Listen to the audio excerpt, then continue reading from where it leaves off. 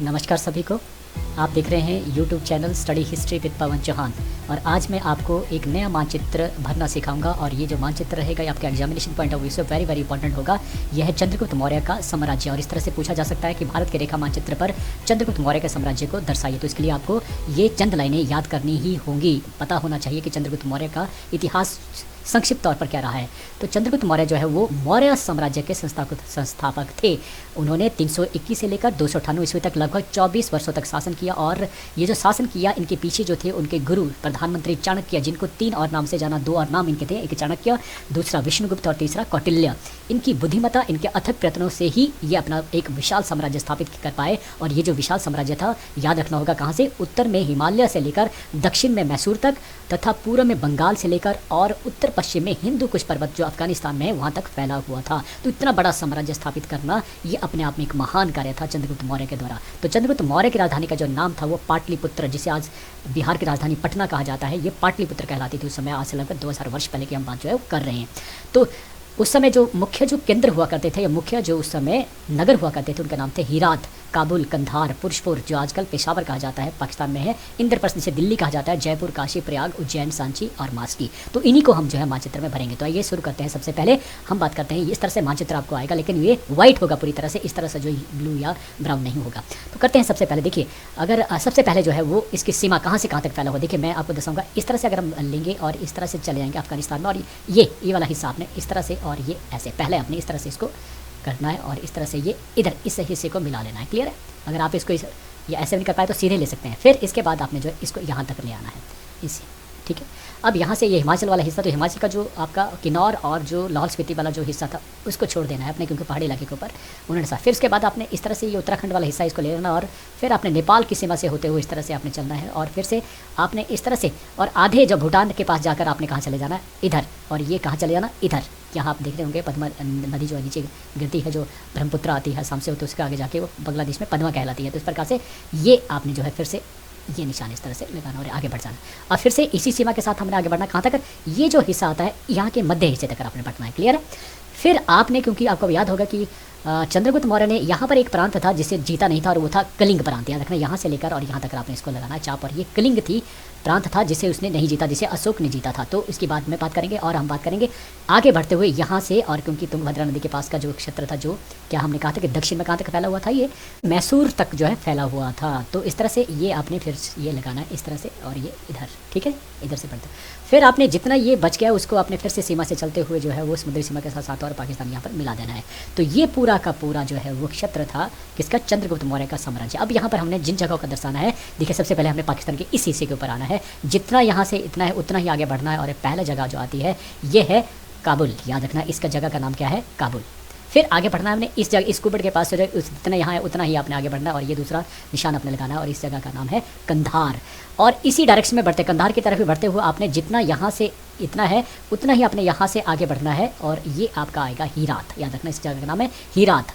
ये जो 3 जो जगहें हैं, क्या नाम है, काबुल, कंधार और हीरात, इसके पीछे का इतिहास है कि लगभग 305 ईसा पूर्व में चंद्रगुप्त मौर्य और सेल्यूकस निकेटर जो यूनान के शासक थे उनके बीच में युद्ध होता है और इस तरह चंद्रगुप्त मौर्य उसको जो है पराजय करता है। लेकिन दोनों में संधि होती है, दोनों योद्धा आपस में संधि कर लेते हैं और खुश होकर जो है जो सेल्यूकस निकेटर अपनी बहन की विवाह जो है वो चंद्रगुप्त मौर्य के साथ जो है कर देता है। तो इस प्रकार से जो 4 प्रांत, 4 में से जो 3 प्रांत थे वो चंद्रगुप्त मौर्य को दहेज के तौर पर जो मिलते हैं। कौन कौन से, काबुल, कंधार और हीरात हो गया। उसके बाद हम बात करते हैं यहाँ पर जो है वो पुरुषपुर की वजह से पेशावर कहा जाता है। कैसे, जितना यहाँ से इतना सा जो दूरी है उतनी दूरी के ऊपर आप आगे आएंगे और ये आपका पड़ गया आपका पेशावर। पेशावर नहीं बोलेंगे, क्या बोलेंगे, पुरुषपुर। ठीक है, पुरुषपुर। अब आगे बढ़ेंगे हम, ये हो गया पाकिस्तान में एक ही जगह और अफगानिस्तान में 3 जो प्रमुख नगर थे उस समय, उनकी ही बात हम करेंगे। अब आगे बढ़ेंगे भारतवर्ष में, जिसका इंद्रप्रस्थ जो दिल्ली जो केंद्र जो बनी रही है। देखिए कैसे करते हैं दिल्ली, यहाँ से पैरेलल अगर हम चलेंगे ऐसी लाइन होगी और इसका सेंटर हिस्सा बीच वाला गर्दन जो है काटेंगे, नीचे को सीधा लेकर आएंगे तो ये दोनों लाइनें यहाँ कटेंगी तो यहाँ पर आपका दिल्ली बन जाता है। क्लियर है? तो दिल्ली जो है ये इंद्रप्रस्थ उस समय कहा जाता था। अब यहाँ से इस तरह से आपने जो चलना, देखिए यहाँ से और जितना यहाँ से इतने की दूरी है उतनी ही दूरी आपने जो है इस डायरेक्शन में बढ़ना है और कितना बोला ना, यहाँ से लेकर इतनी जितनी दूरी उतने आगे बढ़ना और आगे निशान लगाना। ये आपका आ जाता है जयपुर। याद रखना, ये जयपुर आ गया, ये उस समय भी केंद्र था। अब आगे बढ़ते हैं आगे हम सीधा पाटलिपुत्र की जो राजधानी, देखिए जितना यहाँ से डिस्टेंस है उतना ही आपने यहाँ से नीचे की तरफ निशान लगाना है और ये पड़ जाएगा आपका पाटलिपुत्र। लेकिन ऐसे गोल नहीं करना है इसको, ऐसे चॉर्स करके या कोई स्टार लगा के किसी भी तरह से आपने जो, या इस तरह से गोल करके और उसके बाहर एक राउंड और लगा के, कैसे भी अपनी ये राजधानी आपने मैंने दर्शाई है पाटलिपुत्र। क्लियर है, पटना जो आज का है तो पाटलिपुत्र। अब आपने क्या करना है कि नेपाल का ये वाला हिस्सा देखना और ऐसे इस डायरेक्शन में आपने आगे बढ़ना है। देखिए कितना बढ़ना है, फिर से उतना ही लेना है और आगे आपने बढ़ना है और ये आपका काशी पड़ गया, निशान लगाया और एक पड़ गया आपका काशी। फिर काशी से थोड़ी ही दूरी के ऊपर आपने निशान जो है, कैसे इसी डायरेक्शन में चले, हम जिस डायरेक्शन में चले उसके दूरी के ऊपर आपने जो निशान लगाना है। तो ये काशी के बाद जो जगह पड़ी, ये पड़ी प्रयाग, याद रखना ये पड़ी प्रयाग। अब जितना यहाँ से नेपाल से लेकर प्रयाग है उतनी ही दूरी आपने आगे बढ़ना है, उतनी ही दूरी, और उसी डायरेक्शन में देखिए जैसे उसी डायरेक्शन में चले गया और ये जो जगह पड़ी इसका नाम है प्रयाग, सॉरी प्रयाग नहीं, प्रयाग ये हो गया उज्जैन, ये इसकी जगह का नाम है उज्जैन, याद रखना उज्जैन। पाटलिपुत्र, काशी, प्रयाग और उसके बाद आ गया उज्जैन। उज्जैन से अब समानांतर स्थिति में आपने जाना, ऐसे टेढ़े नहीं जाना, बिल्कुल समानांतर स्थिति में जाना, इस रेखा के समानांतर। और कितना बढ़ना है, जितना आपका ये है उतना ही बढ़ना है और ये आपका आ जाएगा भोपाल। क्लियर है, भोपाल। और जितनी दूरी के ऊपर ये स्थित है उतना ही आपने इस तरफ को जाना है, इस तरफ को जहाँ पाटलिपुत्र का निशान लगाया था हमने, और इतनी ही दूरी के ऊपर जितना किसके बीच में है, काशी और प्रयाग के बीच में, काशी और प्रयाग, उतना ही आपने बढ़ना है। और ये आपका जो जगह पड़ी इसका नाम है सांची, जहाँ स्तूप बनाया गया था अशोक के द्वारा, किसके अस्थियाँ वहाँ रखी गई थी, वो रखी गई थी महात्मा बुद्ध की। तो उस समय ये भी प्रसिद्ध के अंदर चंद्रगुप्त मौर्य के शासनकाल में रहा है। तो ये हो गया। और एक अंतिम और रह जाता है तुंगभद्रा नदी का। ये अगर हम ये इलाका देखें, इसका आधा हिस्सा कर लेते तो आधा हिस्सा में थोड़ा सा जितना आपका यहाँ से इतना है, जितना है, हमने बात करें किसकी, मैं बात करा उज्जैन से लेकर भोपाल के बीच की जो स्थिति है उतना ही आपने ऊपर की तरफ पढ़ना है और निशान लगाना है। और ये पड़ा मास्की, मास्की जो है वो तुंगभद्रा नदी की सहायक नदी है और मास्की गांव ही है पड़ा, तो ये वहाँ पर जो है वो शिलालेख भी स्थापित किया गया है। तो मास्की भी इंपॉर्टेंट है इतिहास की दृष्टि से।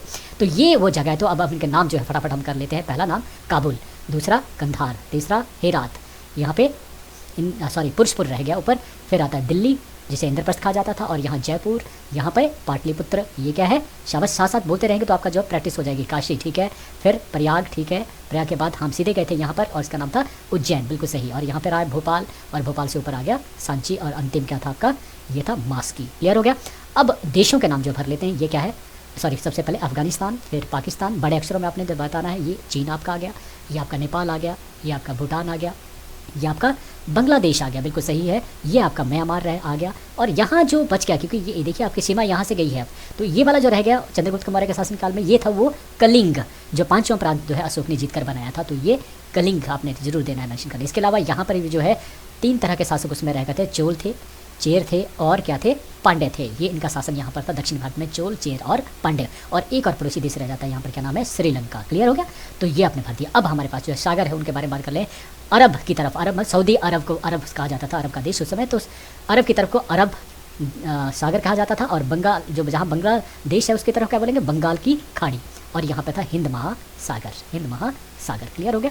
अब इसके पश्चात जो है हम बात करेंगे कि जो ये जगह है उसको हम या तो शेड करके करेंगे, कई बार जो है HP4 की सहायता से आप शेड कर देते हैं, लेकिन शेड में बहुत ज़्यादा टाइम लगता है। तो क्या करते हैं हम, जैसे मैंने तरीका अपनाया कि लाइन करके इस तरह से काफ़ी दूरी, एक बराबर की दूरी डिस्टेंस के साथ जो है आपने लाइनें लगानी है, ये दर्शाने के लिए कि यहाँ तक जो साम्राज्य जो स्थापित था किसका, चंद्रगुप्त मौर्य का, ये सीमाएं थी, ये साम्राज्य जो है वो चंद्रगुप्त मौर्य का था। तो इस को किसी भी तरह से आप जो दर्शा सकते हैं, जैसे मैंने दर्शाया आप वो भी सहारा ले सकते हैं। तो ये वो जगह थी जहाँ पर चंद्रगुप्त मौर्य ने शासन किया था। क्लियर हो गया।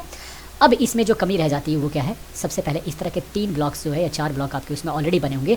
तो अब इनमें काम रह जाता है क्या, पहले ब्लॉक में आपने करना है कि हमने जो साम्राज्य बताया था इस लाइन, इसी डायरेक्शन में आपने 2 लाइनें जरूर जो है वो दे देनी है इस तरह से। तो इस तरह से हमने क्या दर्शाया, वो दर्शाया चंद्रगुप्त मौर्य का साम्राज्य। ये 2 बार आ गया का साम्राज्य, ये गलती से हो गया। तो चंद्रगुप्त मौर्य का साम्राज्य इन 2 लाइनों के हिसाब से हमने दिखाया है। या साम्राज्य का विस्तार लिखना था यहाँ पर, वो भूल गया मैं, चंद्रगुप्त मौर्य के साम्राज्य का विस्तार, के साम्राज्य का विस्तार। ठीक है। फिर दूसरा जो हमने दिखाया वो इस तरह से चॉर्स वाला जो निशान वैसे ही हमने बनाना है यहाँ पर। अगर आपने कोई स्टार बनाया तो आप स्टार भी कर सकते हैं। तो ये यहाँ क्या दिखाया हमने, पाटलिपुत्र दिखा, लेकिन पाटलिपुत्र क्या था, राजधानी, पाटलिपुत्र राजधानी, तो आप लिखेंगे राजधानी। और इसके बाद गोले करके हमने जो दर्शाया उसी तरह से उतने ही, और इस तरह से कहते हैं प्रसिद्ध नगर थे, तो आप लिखेंगे यहाँ पर प्रसिद्ध नगर। अब आपका ये काम जो है कंप्लीट होता है, लेकिन एक और रह जाता है और वो है मेन भारत। ये लिखना भूल गए थे, तो भारत भी आपने लिखना है। तो अब आपका काम जो है वो पूरा होता है। मानचित्र का आपने डिस्क्रिप्शन भी लिख दी, उसके बारे में भी लिख दिया, और जहाँ पे आपने इसको लिखा है वहीं पर आपने ये मानचित्र भी लगा देना है। क्लियर है। तो इतना काम आप करेंगे और 5 नंबर आप जो है वो कहीं नहीं जाते हैं। तो कौटिल्य को हम याद रखते हैं और उनकी जो कही हुई बातें हैं वो आज हमारे लिए बहुत ही कामयाब होने के लिए उनकी जो बताई हुई बातें हैं वो हमेशा आपने याद रखना है। क्या वो कहते हैं कि कामयाब होने के लिए अच्छे मित्रों की तो आवश्यकता होती ही है, लेकिन जो अच्छे शत्रु होते हैं वो आपको और भी ज़्यादा कामयाब बनाते हैं, क्योंकि वो आपकी जो है गलतियां निकालते हैं और उन गलतियों को अगर आप सुधार पाते हैं तो आप और भी ज़्यादा कामयाब हो जाते हैं। तो याद रखना, अच्छे शत्रुओं को हमेशा अपने आसपास ही रखें और आप अधिक से अधिक कामयाब हों। तो ये चाणक्य ने कहा था। तो चाणक्य की सहायता से इतने बड़े साम्राज्य के ऊपर शासन करना हो सकता है, तो आप भी कितना महान हो सकते हैं ये आप समझ सकते हैं। तो आपने मुझे आज बड़े ध्यान से सुना, उसके लिए आपका बहुत बहुत धन्यवाद। Thank you.